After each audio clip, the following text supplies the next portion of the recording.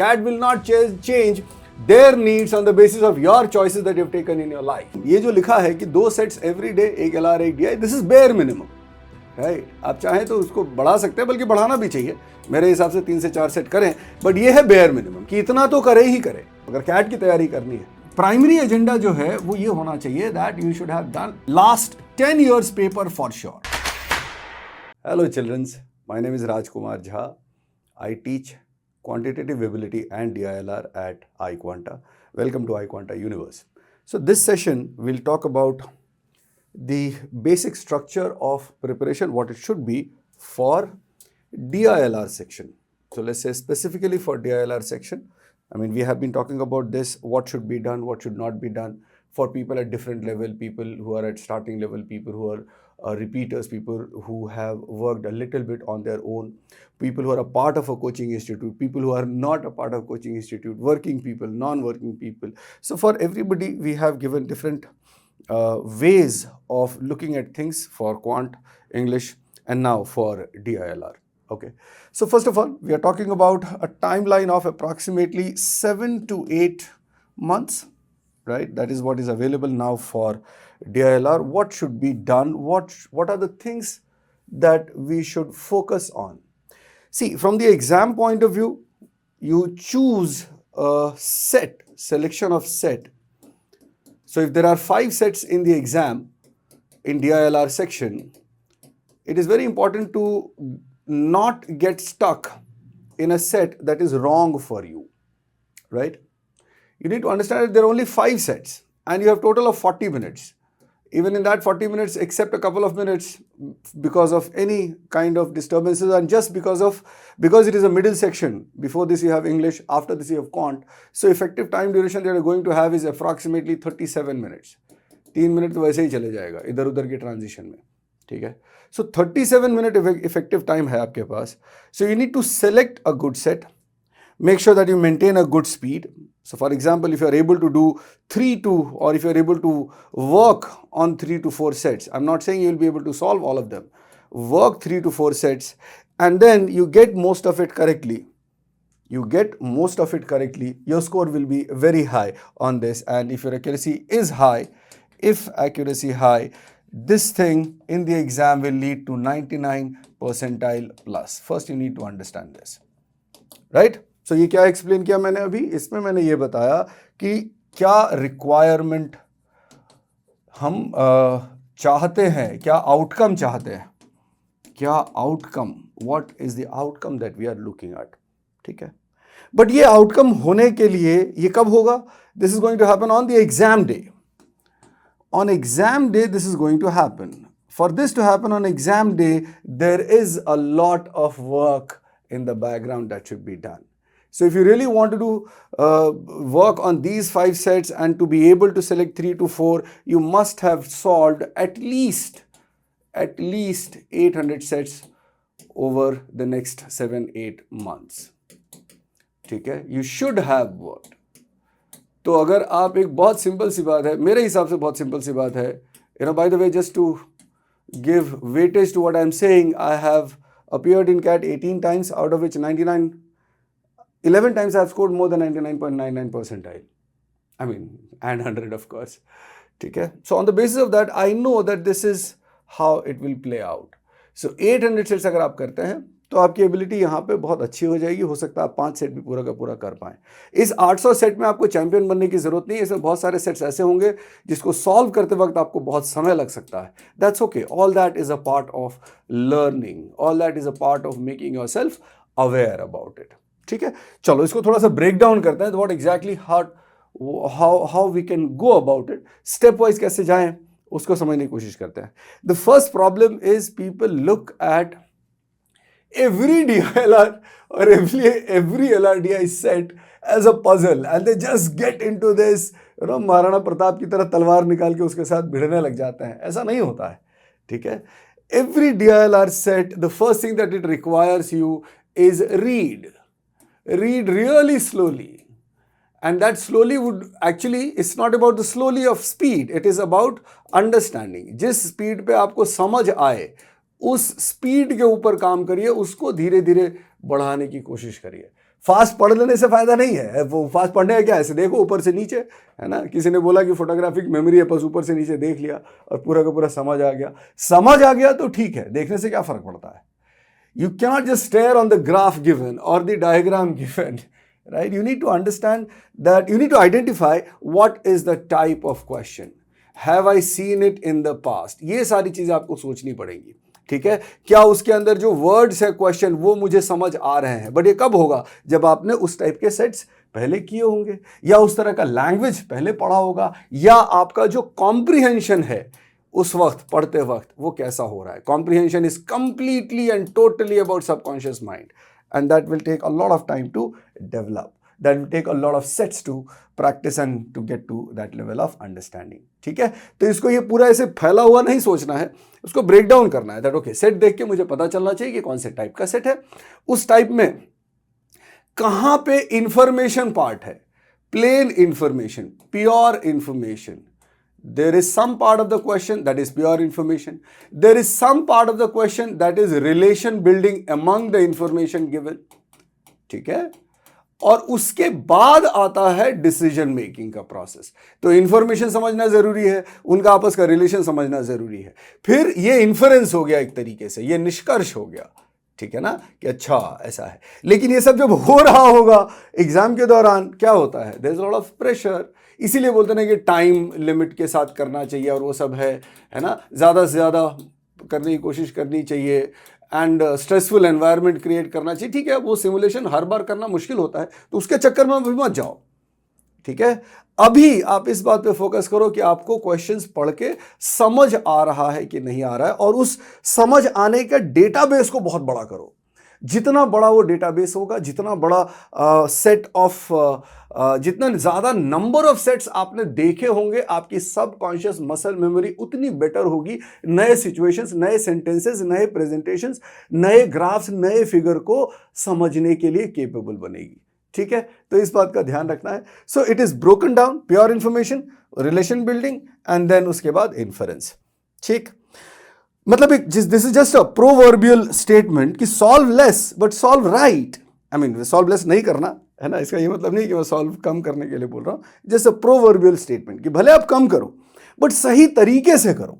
That's very important, otherwise वो wrong notions create होते चले जाएंगे, है ना। I mean there are couple of batsman in Indian cricket team right now जिनके बारे में बड़ा ही हाइप क्रिएट किया जाता है, और किसी बड़े प्लेटफॉर्म पे पहुंचने के बाद वो एकदम खत्म हो जाते हैं बेचारे, सही तरीके से परफॉर्म नहीं कर पाते। सो हर बॉल पे छक्का नहीं मारना होता है, मार भी नहीं सकते तुम, ठीक है। Most of you can not do that, right. So it is very important to wait for the right ball, to choose the right ball, to understand every ball, to know and to have faced all those types of balls, fast spin, turning, in swing, out swing, है ना, हर तरह की चीज़ों का आप अनुभव लेके जाएंगे तो एक्चुअल ग्राउंड में सही तरीके से डिसाइड कर पाएंगे मुझे कौन सा बॉल छोड़ना है, कौन सा बॉल हिट करना है, और जो हिट करना है वो कितने पावर से हिट करना है, सिक्स मारना है, चौका मारना है, you know, on down the ground खेलना है। सो हर तरह का, लेकिन वो होगा तभी जब आपने बहुत सारा बढ़िया तरीके से उसका एनालिसिस प्रैक्टिस के टाइम पे किया होगा, ठीक है। चलो और फर्दर ब्रेक डाउन करते हैं।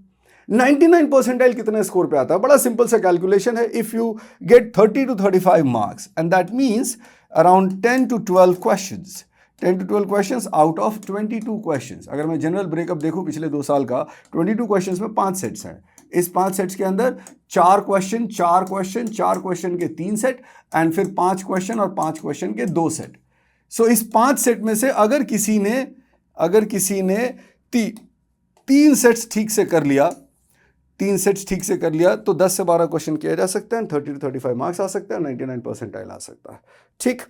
लेकिन वापस से वही बात है कि to be able to do 3 sets you must have done practice of at least 800 to 1000 sets during your preparation, because that will give you a fair amount of idea.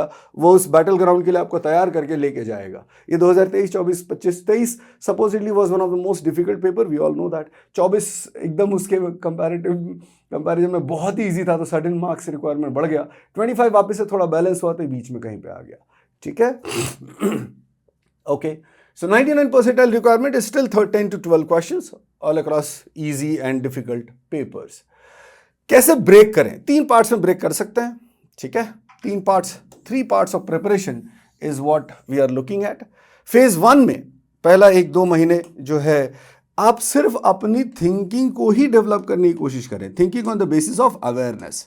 बहुत प्लेन एंड सिंपल है, awareness. आपको पता तो हो कि एक puzzle का language किस प्रकार का होता है, एक सर्कुलर अरेंजमेंट का क्वेश्चन में कौन कौन से शब्द इस्तेमाल होते हैं, एक लाइन ग्राफ के डिस्क्रिप्शन में क्या क्या चीज़ें ढूंढनी होती है, एक्सिस किधर होता है, vertical axis, horizontal axis, double axis, bar graph का क्या मतलब होता है, हिस्टोग्राम या लाइन चार्ट का क्या मतलब होता है, पाई चार्ट कैसा दिखता है, उसमें ब्रेक कैसे कर सकते हैं, सेंटर अलाइंड होता है कि नहीं होता है, या पाई चार्ट को ऐसे भी ब्रेक किया जा सकता है कि नहीं किया जा सकता, स्पाइडर वेब क्या होता है।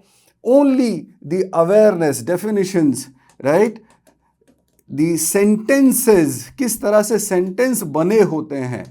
ट्रस्ट मी, जब आप एक सफिशिएंट नंबर ऑफ सेट कर लेंगे ना तो आपको सारी चीज़ें स्टैंडर्ड दिखाई देने लग जाएंगी कि अच्छा ऐसा सेट होता है तो ये 4 सेंटेंसेस उसमें ज़रूर होते हैं, या दूसरे टाइप का होता है उसमें दूसरे 4 सेंटेंसेस ज़रूर होते हैं। बट वो तब होगा जब आपने उस टाइप के कम से कम 50-60 सेट्स कर लिए होंगे। तो ऐसे अगर 10 टाइप हैं, हर टाइप के 50-60 सेट्स यानी 500-600 सेट्स की प्रैक्टिस करने के बाद आपको ये दिखना शुरू हो जाता है कि लैंग्वेज में कहीं ना कहीं एक पैटर्न है। नॉर्मली लोग ऐसा बोलते हैं कि DILR में कोई सिलेबस नहीं होता। करेक्ट, सिलेबस नहीं होता, बट जो लैंग्वेज है वो कोई फ्रेंच में तो थोड़ी ना पूछेंगे, या संस्कृत में या तमिल में थोड़ी ना पूछेंगे, वो इंग्लिश में ही होगा। उसका एक सेट वर्ड्स का, एक लैंग्वेज का, एक सेंटेंस का, ग्रामर का एक पैटर्न है, वो अपीयरेंस नहीं बदलेगा। इस बात को आप समझने की कोशिश कीजिए। That is where I also say that is where RC and DILR वहीं पे फर्क आ जाता है। RC is still unlimited, still unknown territory, हर बार कुछ नया होगा।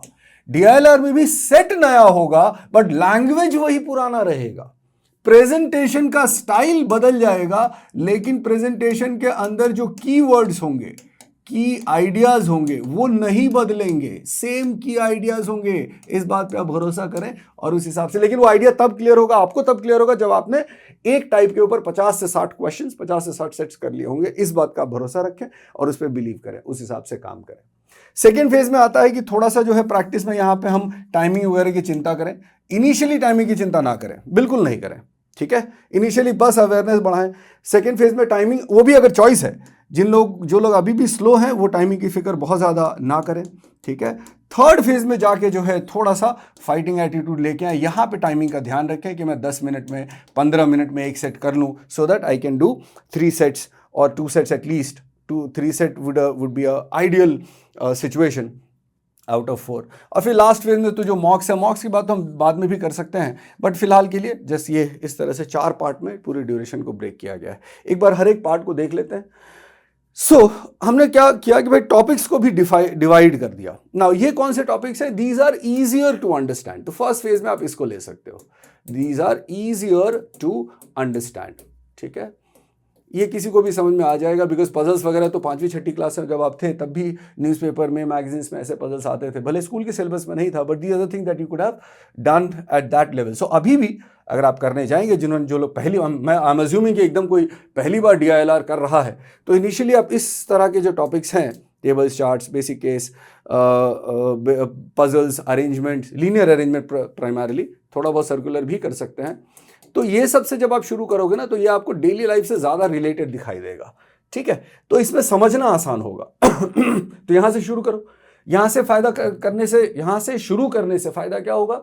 It will help you to be able to sit for a long duration, कि अगर आप 2-2, 3-3 सेट कर रहे हैं, 1 घंटे का टाइम लगा रहे हैं, तो you will start getting comfortable with sitting. This is another very important point when it comes to DILR preparation. ये बड़ा ज़रूरी है that you have to go for long sitting hours, more than couple of hours kind of, ठीक है। तो bare minimum, ये जो लिखा है कि 2 sets every day, 1 LR 1 DI, this is bare minimum, right. आप चाहें तो उसको बढ़ा सकते हैं, बल्कि बढ़ाना भी चाहिए, मेरे हिसाब से 3 से 4 सेट करें, बट ये है बेयर मिनिमम कि इतना तो करे ही करे, चाहे जो तुम्हारी जिंदगी में प्रॉब्लम चल रहा हो, जैसा भी चल रहा हो। अगर कैट की तैयारी करनी है, अगर कैट की तैयारी करें, see I am only concern about CAT, I know what CAT requires, what CAT needs. CAT will not change their needs on the basis of your choices that you have taken in your life. कि आपका relationship है, या आपने job ले रखा है, या कुछ और प्रॉब्लम है आपकी लाइफ में, उसको कैट को कोई फर्क नहीं पड़ता। कैट की रिक्वायरमेंट है, वो मैं आपको बता रहा हूं, वो सबके लिए सेम है, ठीक है, उसमें डिस्काउंट की उम्मीद नहीं करनी है या प्रिविलेज की उम्मीद नहीं करनी है, ना ही करें तो अच्छा है, because end of the day CAT will decide on the basis of performance, your performance in the written exam. Profile वगैरह सब बाद में आता है, ठीक है। तो यहां पे जो है टाइमर वगैरह की बहुत ज्यादा चिंता ना करें, एक्सक्लूसिव फोकस जो है लॉजिक अंडरस्टैंडिंग के ऊपर रखें। क्लैरिटी जो है ना वो बड़ा जरूरी होता है, समझ की क्लैरिटी। अच्छा एक और बात, यहां पे 100% क्लैरिटी आ जाएगी, नहीं, उसकी उम्मीद नहीं करना। मैं बोल रहा हूं, मैं आपको एक चमत्कारी बात बताता हूं, even 50% clarity will be able to get you 99 percentile at a later stage. First stage में अगर आप 50 से 60% क्लैरिटी भी अचीव कर पा रहे हो, ये मैं क्यों बोल रहा हूं, बहुत सारे बच्चे ऐसे बोलते हैं कि सर पढ़ के करते हैं, सोल्यूशन देख के करते हैं तो समझ आ जाता है, खुद से करते हैं तो नहीं होता। So that is what I mean by 50%। अगर आपको पढ़ के सोल्यूशन देख के समझ आ रहा है, ठीक, तो it means it is 50% clarity. फिर धीरे धीरे जब प्रैक्टिस करेंगे तो फिर आप खुद से भी करना शुरू हो जाओगे। खुद से भी करने में पहले आप 10 में से 2 ही कर पाओगे, फिर आप 3 कर पाओगे, फिर 5 कर पाओगे, और इस तरह से आगे बढ़ेगा। 6-7 तक पहुंचने की कोशिश करनी होती है अपने को, कि मैं अपने लेवल पे after all these phases of practice I should be able to do 6 to 7 sets out of 10 given sets at any point in time in the final stage. ठीक है, तो ये पहला स्टेज हो गया। दूसरे स्टेज में ये सारे टॉपिक्स हैं, different types of graph, right, variable puzzles, जिसमें हम इसको 3D पजल भी बोलते हैं या इसको ग्रिड पजल्स भी बोलते हैं, जिसमें मल्टीपल वेरिएबल्स होते हैं। मिक्स सेट, जिसमें एक ही ग्राफ में पाई चार्ट, बार ग्राफ, कुछ ऐसा मिक्स होगा, स्पाइडर वेब, इस तरह की चीज़ें होती हैं। ठीक है, अब ये कब की बात हो रही है, ये हमारे तीसरे चौथे मंथ की बात हो रही है, स्टार्टिंग फ्रॉम नाउ। पहले 2 महीने का उधर था, 3rd और 4th मंथ की हम बात अभी कर रहे हैं। इसके अंदर हाँ, सो 3 to 4 सेट्स एवरी डे। अगर आप अप टू 5 सेट्स कर सकते हो, बहुत अच्छी बात है। This is again bare minimum, इतना तो आपको करना ही चाहिए, करना ही पड़ेगा अगर आप सही में बढ़िया आउटकम देखना चाहते हैं तो। ठीक है, पर्पस बार बार मैं यही बोल रहा हूं, ये 5 सेट करो या 15 सेट करो, पर्पस इन सब का ये है that you are becoming aware of different type of presentation. यही दिमाग में रखो। सॉल्विंग एबिलिटी बहुत बाद में आती है, ठीक है, सॉल्विंग एबिलिटी बहुत बाद में आती है, इस बात पे समझने की कोशिश करो। अच्छा, सॉल्विंग एबिलिटी का मतलब है कि अगर एक नॉर्मल बच्चा यहां पहुंचने तक 250 सेट्स कर चुका होगा, because this is the second phase, ठीक है, तो इधर मैं अज्यूम कर रहा हूं कि अगर उसके पास 10 सेट्स सामने आएंगे दिन के, तो उसमें से वो 3 ही कर पाएगा फुल्ली सॉल्व। ये बहुत अच्छा लेवल है, ठीक है, 3 फुल्ली सॉल्व कर पाएगा और 4 से 5 विद सॉल्यूशन कर पाएगा। So this is a very good situation. और 1-2 ऐसे होंगे जो नहीं समझ में आएंगे, नॉट केपेबल, ठीक है, बट अगर 3 खुद सॉल्व कर पा रहे हैं out of 10, it is a very good situation. Just continue doing what you are doing, because later on वो ऑब्वियसली चेंज होगा, मैं अगली स्लाइड में बताता हूं। अच्छा, अब यहां पे टाइमर की बात पहली बार लिखी गई है। अब इसमें बहुत ज्यादा सेंटी होने की जरूरत नहीं है। मेरा ओपिनियन ये है दैट अभी भी ना बहुत ज्यादा इससे स्टक होने की जरूरत नहीं है। Focus more on being able to solve a few of them and being able to solve a few of them with solution, कुछ अपने आप और कुछ सॉल्यूशन के साथ। इस पे ज्यादा फोकस रखो। टाइम अगर मैनेज होता है तो ठीक है, अदरवाइज इसके लिए बहुत हार्ड एंड फास्ट होने की जरूरत नहीं है। ठीक, चलिए अब तीसरा फेज आता है, जो एक तरीके से थोड़ा सा क्या बोलेंगे 5th 6th मंथ अभी से, यानी हम सितंबर की बात कर रहे हैं। तो उस दौरान ये होना चाहिए कि जो जो बचे हुए टॉपिक्स हैं, ठीक है, गेम्स, टूर्नामेंट, कंडीशनल, अब ये सब क्या है, ये थोड़े से डिफिकल्ट टॉपिक माने जाते हैं यूजुअली। ठीक है, अब मैं ये सजेस्ट करूंगा कि इसके कुछ सेट्स आप पहले भी कर लो, सेकेंड फेज में भी कर लो, है ना, थर्ड फेज में पढ़ना ही तो है, कौन सा सॉल्व हो रहा है। सी आइडिया इज कि जब मुझे दिख रहा है कि मुझे डिफिकल्टी आ रही है, ऑब्वियसली दिस जो भी ये सेशन मैं अभी रिकॉर्ड कर रहा हूं, ये सेशन उन बच्चों के लिए ज्यादा काम करेगा जो बिल्कुल ही बेसिक लेवल पे है। एंड अकॉर्डिंगली आप अपने अपने लेवल से डिसाइड कर सकते हो कि मैं अच्छा यहां तक पहुंच चुका हूं तो मैं आगे उस हिसाब से देख सकता हूं। तो अगर बिल्कुल ही खराब हालत है तो एक बार इसकी भी रीडिंग 2-4 सेट की, इसकी 2-4 सेट की, इसकी 2-4 सेट की रीडिंग आप पहले कर लो, so that when you come here you recall okay I have read something. See in the exam the biggest agenda should be to reduce the shock factor, है ना, कि नया कुछ देख लिया, उस शॉक फैक्टर को रिड्यूस करना होता है। तो जितनी बार आप देखेंगे ना, आपका दिमाग आपसे कहीं ज्यादा तेज है, your brain, your mind is much faster, much capable than you. आप उसको दिखा दो पहले, तो उसका जो कंफर्ट है ना वो बढ़ा हुआ रहेगा, उसको फिर डर नहीं लगेगा, ठीक है, या एकदम से घबरा नहीं जाएगा, वो वैसे रिएक्ट नहीं करेगा जैसे पहली बार देख के कुछ रिएक्ट करते हैं। तो आप पहले भी पढ़ो, कोई प्रॉब्लम नहीं है। हाँ, यहां पे यह है कि इनको अच्छे इसके सेट्स जो हैं, good number of sets that you start doing. Here you start focusing on the time taking. But ये मैं 5वें 6ठे महीने की बात कर रहा हूं कि अब आप टाइमिंग के हिसाब से करने की कोशिश करें। हो जाएगा ये मैं अभी भी नहीं बोल रहा हूं, ठीक है। अभी भी अगर आप सोचो 40 मिनट में अगर आप 2 सेट भी पूरा कर लेते हो तो 20 मिनट तो बना ना, और अगर 3 सेट कर लेते हो तो एक सेट के ऊपर 15 मिनट बना है, 14 मिनट बना, ठीक है ना। तो अभी भी ऐसा 10 से 12 का हार्ड एंड फास्ट करने जाओगे तो तकलीफ हो सकती है। तो यहां पे ऐसा होगा कि भाई 2 सेट में 10 मिनट में कर लेता हूं और एक सेट में मुझे 20 मिनट लग जाता है, तो भी ठीक है, still it is fine. So exam point of view से अभी भी ठीक है, बट अभी मेरे पॉइंट ऑफ व्यू से अभी ये जरूरी है कि आप ज्यादा से ज्यादा सेट्स के बारे में कंप्लीटली अवेयर हो जाएं। सॉल्विंग प्रोसेस देख के 100% समझ में आना चाहिए। इस वक्त क्या स्टेटस होना चाहिए कि मैं सॉल्विंग प्रोसेस देखा, अब एकदम क्लियर हो गया कि अच्छा now I can try another set, and you should be able to do a couple of more sets of the similar type on your own after seeing the solution, ठीक है।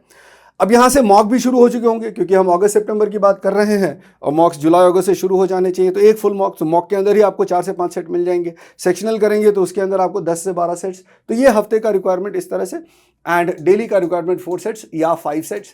इतना अगर आप करते हैं तो जो स्टॉक है वो बड़ा होता जाएगा, ठीक है। अब आ जाते हैं लास्ट वाला जो है, अब इसके बारे में हम डिटेल में मॉक टेस्ट के दौरान बात करेंगे, बट हाँ एक बेसिक आइडिया है कि उस वक्त हम कम से कम 2 मॉक हफ्ते में और 2-3 सेक्शनल टेस्ट हफ्ते में करने की कोशिश करेंगे। और यहाँ पे सबसे ज्यादा इंपॉर्टेंट है कि PYQs, previous year questions of CAT. एक चीज ध्यान रखना, कैट हर बार अच्छा ही होता है, ठीक है। तो वो आज का पेपर हो, 2 साल पहले का हो, 5 साल पहले का हो, 10 साल पहले का हो, दे आर ऑल गुड। हाँ प्राइमरी एजेंडा जो है वो ये होना चाहिए that you should have done last 10 years paper for sure, without any doubt, without any question, बिना किसी कंफ्यूजन के। ये 10 साल खुद से करो, सॉल्यूशन के साथ करो। अगर सॉल्यूशन के साथ करते हो तो 3 बार कर दो, 4 बार कर दो एक ही सेट को। इंपॉर्टेंट क्या है, उसका हर एक टाइप का कीवर्ड, उसके हर एक टाइप का सेंटेंस, मैं आपको चैलेंज करता हूं, बहुत सीरियस चैलेंज है। आउटकम मुझे पता है, मैं अभी बता भी देता हूं।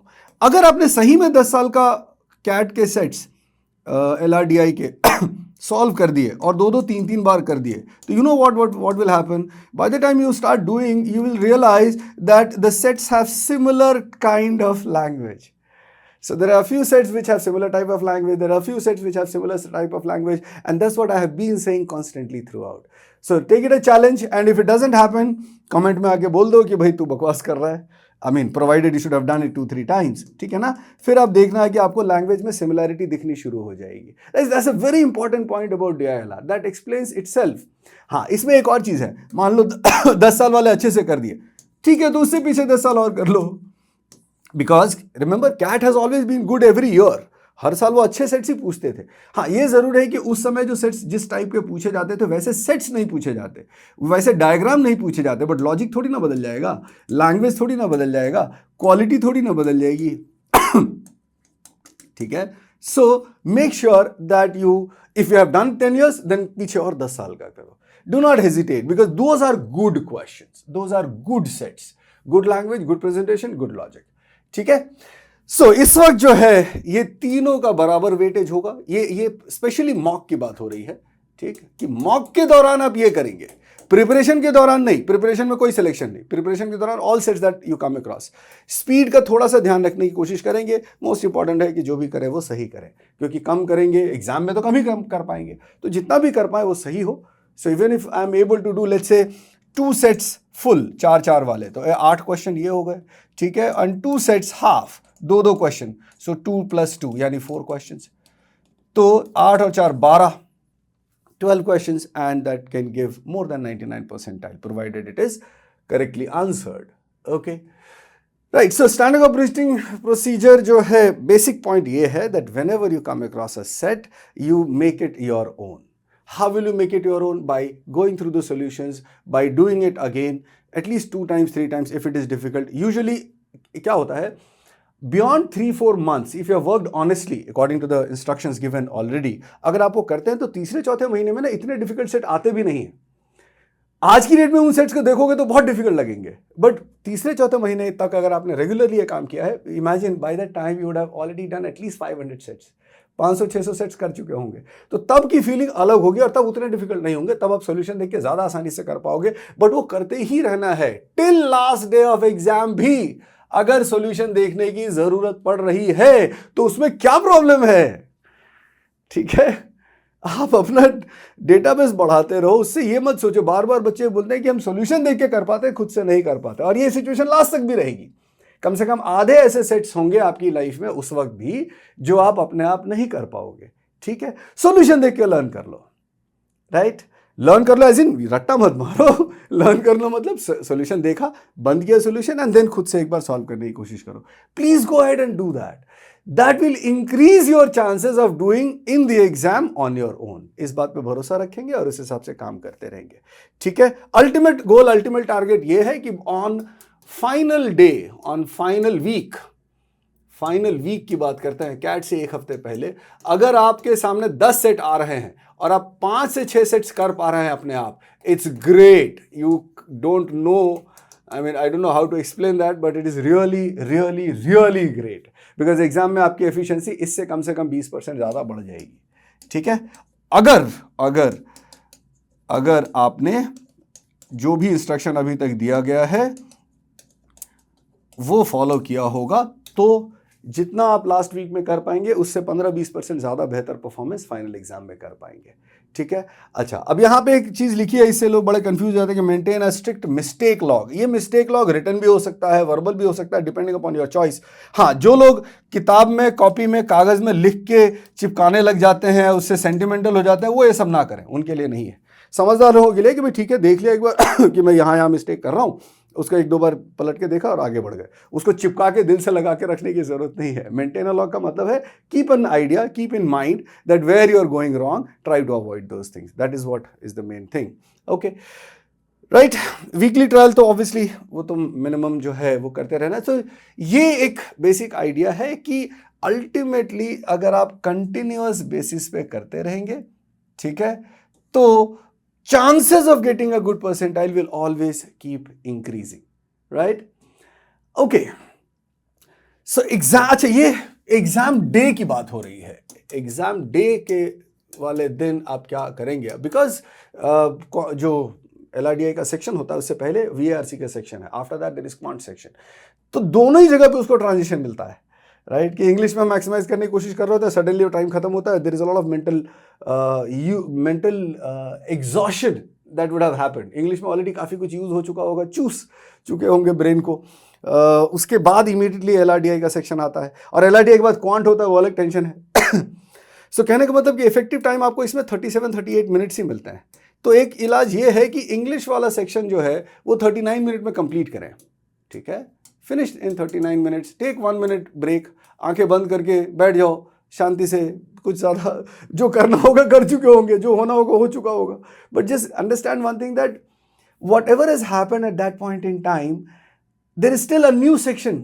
इंग्लिश में आपने जो भी करना होगा कर लिया होगा, तो अब नया सेक्शन है, तो उसको तो पूरा न्याय मिलना चाहिए ना। इसलिए अगर 3 बच्चे हैं, एक ने बदमाशी की, तो दूसरे वाले को पिटाई नहीं होनी चाहिए, right? So you should be ready for the next section a little fresh. मैं ये नहीं बोलूंगा कि एकदम से आप जादू हो जाएगा, फ्रेश हो जाओगे। ह्यूमनली पॉसिबल जितना हो सकता है, मेंटली अपने आप को पहले से इस बात के लिए तैयार रखें कि अगर इंग्लिश खराब भी हुआ तो भी DI पे उसका असर नहीं आने देंगे, DI खराब भी हुआ तो उसका असर क्वांट पे नहीं आने देंगे। That's how you need to go ahead, ठीक है? तो ये बीच वाला बच्चा जो है, मंझला बच्चा, तो थोड़ा सा इसको वहाँ पे ऐसा हो जाता है, कुछ ना कुछ बायस दोनों तरफ से निकलता है, तो वो कोशिश करें कि ऐसा ना हो, फ्रेश एंट्री करें, राइट? पहले 2-3 मिनट में सेट्स के ऊपर ग्लांस करें। एक्चुअली अगर देखा जाए ना तो 1 मिनट काफ़ी होता है एक सेट पढ़ने के लिए, तो 2-3 मिनट में आप 4-5 सेट्स के ऊपर नज़र डालें, हल्का हल्का पढ़ लें, डिसाइड कर लें that which 2-3 sets you are going to go full and which 2 sets you are going to go later. When I say full, कि उसका पूरा अटेम्प्ट करेंगे, क्योंकि वो आपके सीन में से हो सकता है, या आपके अवेयरनेस में से हो सकता है, या आपको देख के ठीक लग रहा है, कुछ भी, उस बेसिस पे डिसाइड करें एंड देन। बट वो बेसिस का जो डिसीजन होगा, वो डिसीजन तभी सही साबित होगा जब आपने पहले बहुत सारा काम, अगर हम देखें तो 1 लाइन में ऐसा बोल सकते हैं कि 1000 सेट्स अगर आपने सॉल्व कर रखे हैं, तो इसका डिसीजन मेकिंग आपका सही साबित होगा। Then your selection will be proven correctly, ठीक है? Proven correct, okay. All right, so now just you see, ultimately ये है कि ये इंस्ट्रक्शन दे दिया, ठीक? अब एक बार किसी ने वीडियो भी देख लिया, आगे क्या? So obviously, if you join that, there's a batch starting, that is all that is there, the second batch.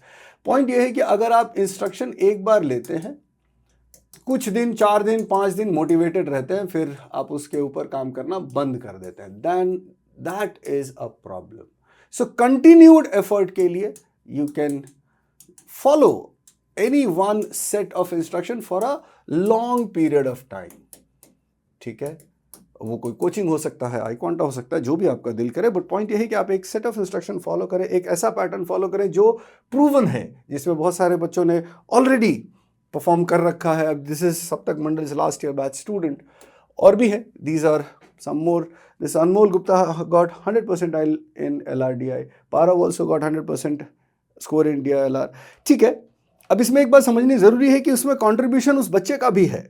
ठीक, और उस तरह के सेट जो उसको दिए गए और उसने उस तरह से इंस्ट्रक्शंस फॉलो किया, ऐसा नहीं था कि पहले दिन उसका 100% डायल था. ये बच्चा जो है 0 मार्क्स भी आए थे इसके मॉक्स के अंदर, या पिछले साल के मॉक कैट के अंदर.